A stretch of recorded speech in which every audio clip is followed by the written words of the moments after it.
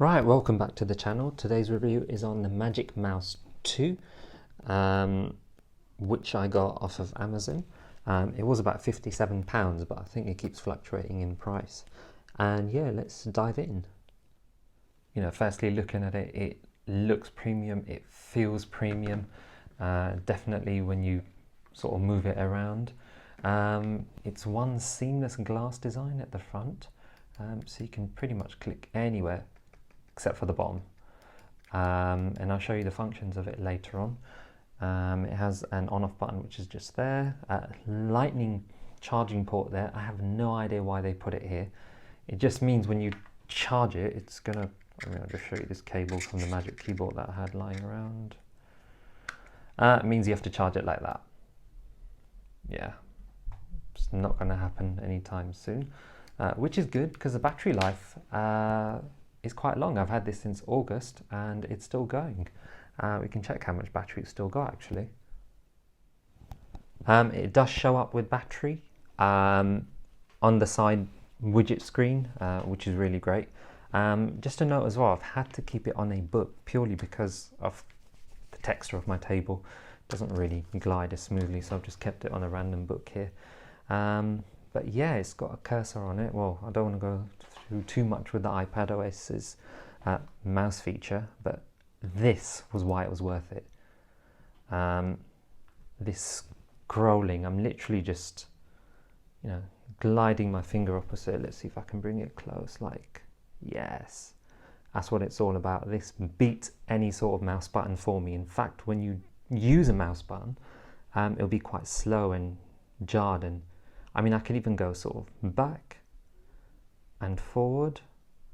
Yeah, it's just fun. This makes it worth it alone, to be honest. And that's a right click, and that's a left click, obviously.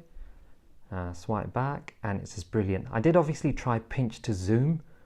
So let's just click on this one. Yeah, doesn't seem to work. No pinch to zoom.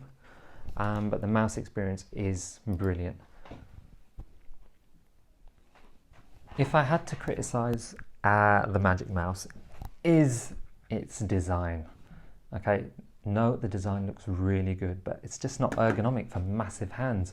I do find myself getting hand cramped after a while, but the experience is so pleasurable, especially with this sort of motion scrolling across the glass.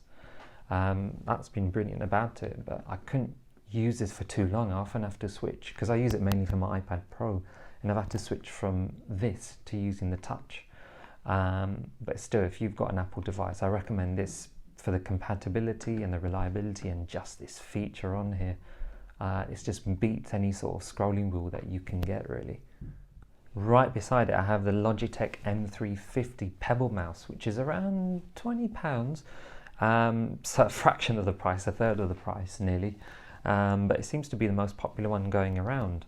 And just a quick one, in terms of sort of form factor. It's a similar sort of feeling, and I was actually using this, but the scroll obviously is literally as a, you know, if you've used a scroll mouse, it's just regular really, which is why I switched over to this. It's got a battery in there, an AA battery in there, and that seems to last quite a long time as well. I may do a separate review on that later on, but in terms of movements, functions, left click, right click, it's all the same, but it just feels a lot better on the Apple mouse. I mean, just, it's quieter on here. This is a more sort of defined click. This is silent, but then this is where the difference is. Yeah, I mean, I'd take this over the Logitech mouse anywhere. Obviously, I've heard of other mice, like the Logitech ones, but that go up to maybe £100. Obviously, if you're on a budget, yeah, you might want to consider these two. I'm also thinking about a video for using the iPad Pro as a computer, so let me know your thoughts about that. I can possibly bring that out next, and stay safe.